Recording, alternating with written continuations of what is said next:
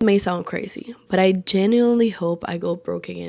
Hear me out. And I say that because if it ever happened, I know exactly how to get it all back.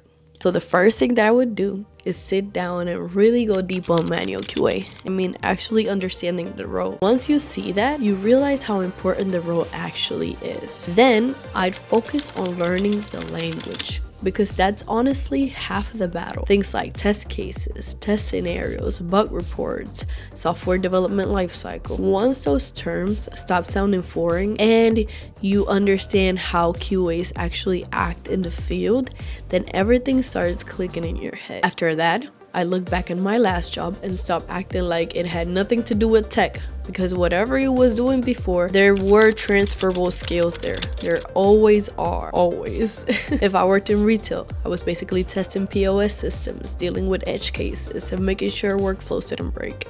If I worked with healthcare, for example, I was following strict procedures, documenting outcomes, flagging risk when something looked off.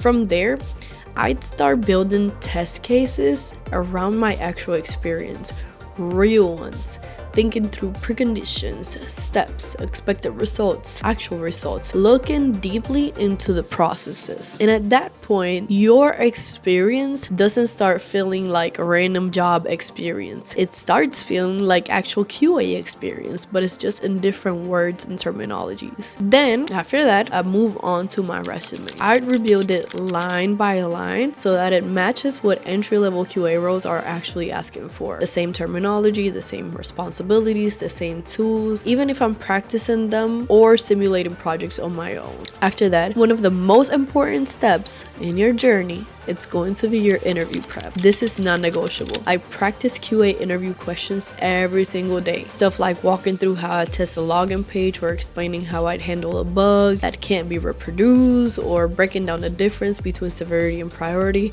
etc., etc. People think that they can go into interviews with the knowledge that they have, when in reality, an interview, especially a tech interview, it's just like another piece of the test. You have to study for it and prepare for it as if you were going in a classroom and taking a test and a paper. You have to absolutely prepare. And then comes the part that most people don't want to do just because it's a tedious process, and I'm talking about actually applying for jobs.